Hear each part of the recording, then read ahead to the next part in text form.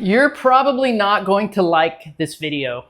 This is about the illusion of safety and why really safety can never be guaranteed. It's always about a risk to benefit ratio. Hear me out. The truth is, every single day, every decision we make is weighing the risks to the benefits of doing it, based on whatever your comfort level is. Everything you eat is a risk to benefit ratio. If you drink alcohol, it's a risk to benefit ratio. If you drive in a car or take public transportation, what clothes you wear, what products you use, every bit of it has a risk to benefit ratio that you choose that has a higher or lower safety factor. Now, the same thing applies to choosing exercise. Now, for so long, the narrative around bone health and osteoporosis is unsafe. Stop. Don't lift. Don't push. Don't do. Stop being active. Stop riding horses. Stop mountain biking. Stop doing the things you love because we don't know what will happen. That has been what we've told people.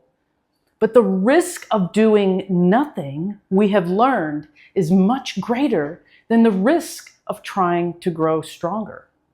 The risk of doing nothing, we know, leads to increased loss of confidence, increased loss of muscle mass, increased loss of bone density, because the less active we are, the less muscle we have, the less bone density we have. So then we're creating communities of frail individuals that have poorer outcomes, who are less safe in general if they have a fall or if they have an accident.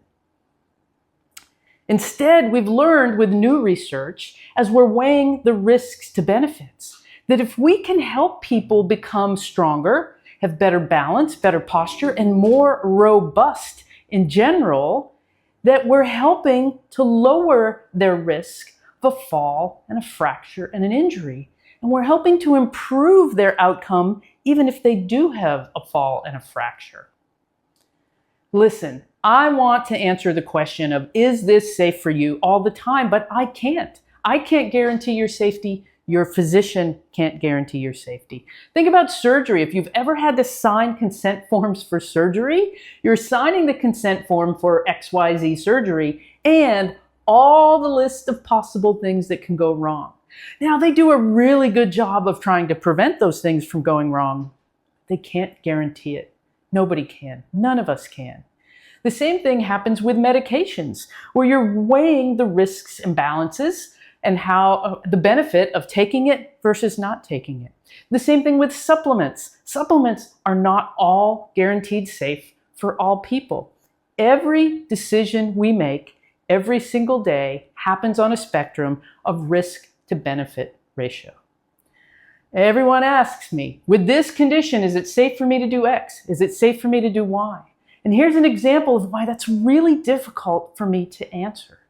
Now, you might have heard of certain exercises or certain things being bad for your back. Don't do that. That's how people get injured. So there's certain lifts that people say you shouldn't do. But in 30 years as a practicing physical therapist, when people come into me with back injuries, it's usually from the simplest, most mundane, regular activities that we all do. Putting on a shoe, petting the dog, getting something out of the refrigerator. And we don't consider all those things bad or unsafe because they caused an injury. It's just something that happens in a physical world, in a physical body, where we can't guarantee safety in all circumstances. And just to note, I've never had anyone come into me with a back injury specific for lifting weights. Never in 30 years. It's all been so more normal, regular activities. So as we look at that, is this safe? As we're searching and yearning for that experience of safety after getting the diagnosis of low bone density or osteoporosis, we all want that feeling of safety because all of a sudden we feel very unsafe. And I'm just going to say that we have far more to risk of doing nothing.